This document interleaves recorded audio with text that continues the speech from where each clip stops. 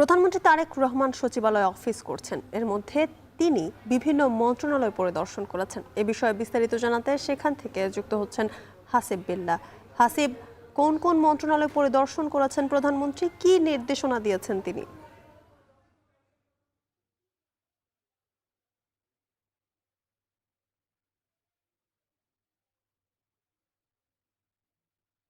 প্রধানমন্ত্রী সকাল ৯টার দিকে এই সচিবালয়ে প্রবেশ করেন এবং ৯টা ৫ মিনিটেই নিজ কার্যালয়ে যে মন্ত্রিপরিষদ বিভাগ সচিবালয়ের ভবন নাম্বার ১-এর এখানে এসে তিনি যখন আসেন সেখানেই তাকে স্বাগত জানান মন্ত্রিপরিষদ সচিব নসিমুল গনি সহ এই সংশ্লিষ্ট কর্মকর্তারা।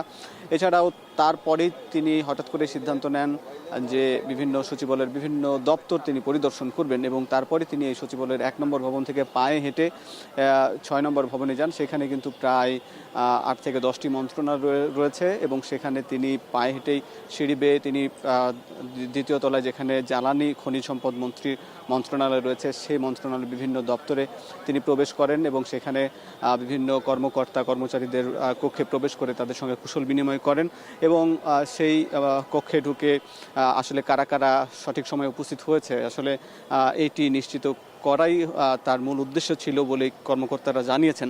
এছাড়াও সেখানে গিয়ে পরিষ্কার পরিচ্ছন্নতার ব্যাপারগুলো খোঁজ নিয়েছেন, পর্যাপ্ত আলোর ব্যবস্থা রয়েছে কিনা সে ব্যাপারেও কিন্তু কর্মকর্তাদের নির্দেশনা দিয়েছেন এবং তারপর আমরা দেখেছি যে সেখান থেকে এই সিঁড়ি বেয়েই তিনি সমাজ কল্যাণ মন্ত্রণালয় এবং তারপরে শিক্ষা মন্ত্রণালয় পর্যন্ত এই যে সচিবালয়ের ৬ নম্বর কক্ষের পায়ে হেঁটে ৫ তলা পর্যন্ত উঠেন এবং তারপর আবার তিনি সিঁড়ি বেয়ে নিচে নামেন।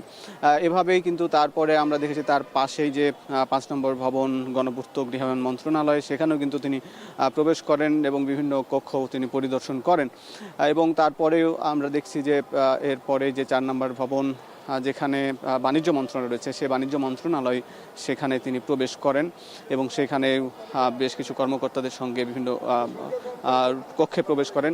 এভাবে মূলত তিনি একটি ঝটিকা সফর করেছেন। ঝটিকা এই সফরে বা এই পরিদর্শনের মধ্য দিয়ে কিন্তু কর্মকর্তাদের মধ্যে একটি বার্তা দেয়া হয়েছে যেখানে তারা যেন সঠিক সময়ে উপস্থিত হন এবং লাইট বা এসির যে ব্যবহার ঠিক মতন হচ্ছে কিনা এই ব্যাপারে কিন্তু খোঁজখবর নিয়েছেন। এছাড়াও তারপরে কিন্তু 10টার দিকে এসে নিজ কার্যালয়ে প্রবেশ করেন। সেখানে কিন্তু এখন এই কৃষক কার্ডের ডেমো নিয়ে একটি বৈঠক হচ্ছে। তো এই ছিল জ্যোতিকা এই সচিবালয় থেকে সবশেষ খবরাখবর। সচিবালয় থেকে যুক্ত ছিলেন হাসিব বিল্লাহ, জানাচ্ছিলেন সেখানকার সবশেষ পরিস্থিতি।